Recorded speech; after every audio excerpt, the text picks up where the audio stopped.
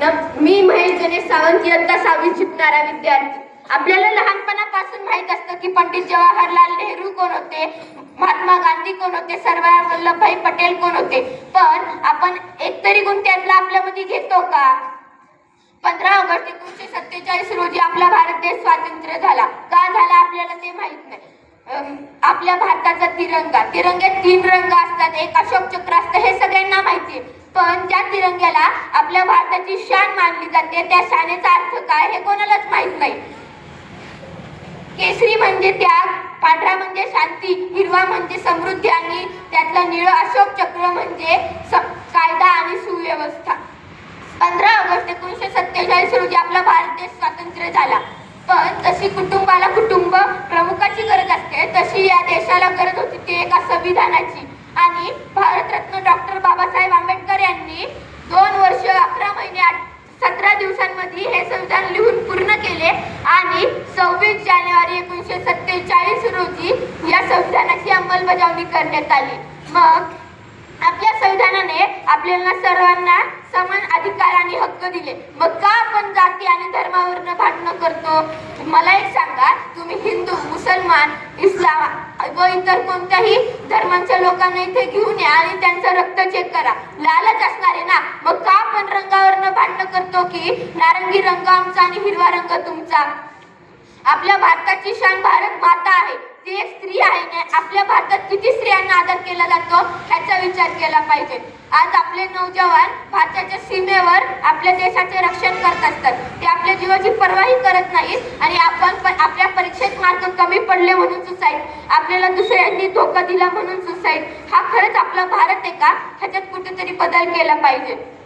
आजच्या भारताने खूप प्रगती केली. विज्ञानात प्रगती, तंत्रज्ञानात झेप, आकाशात उड्डाण, हे सगळं पाहिलं की मनाला अभिमान वाटतो. पण प्रगती म्हणजे फक्त उंच इमारती नाही, तर प्रगती म्हणजे उंच विचार. प्रगती म्हणजे फक्त पैसा नाही, तर प्रगती म्हणजे मूल्ये.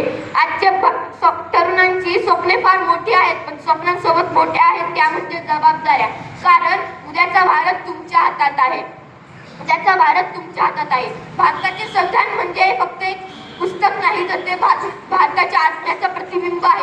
त्यात आपल्या स्वप्नांची नोंद आहे, हक्कांची हमी आहे आणि कर्तव्याची आठवण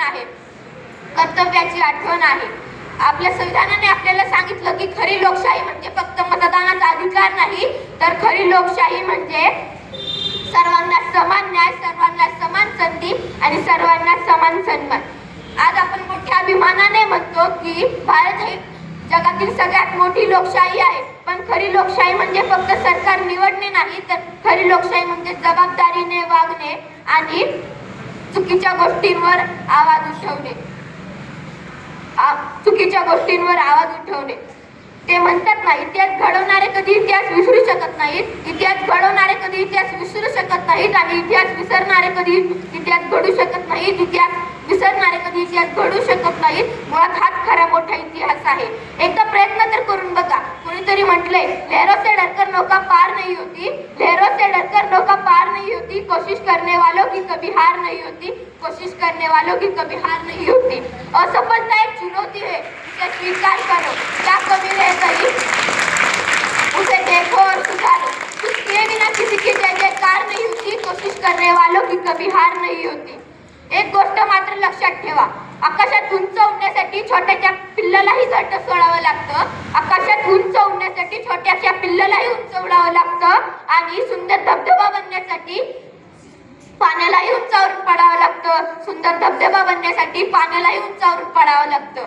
आज आपण मोठे झालो की इतिहास विसरतो. पण एक गोष्ट लक्षात ठेवा, ज्या सीडीने आपल्याला वर जाण्यास मदत केली ना, त्या सीडीला वर जाऊन कधीच लाथ मारू नये.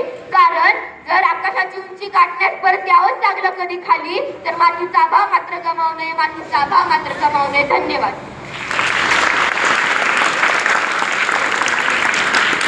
अत्यंत सुंदर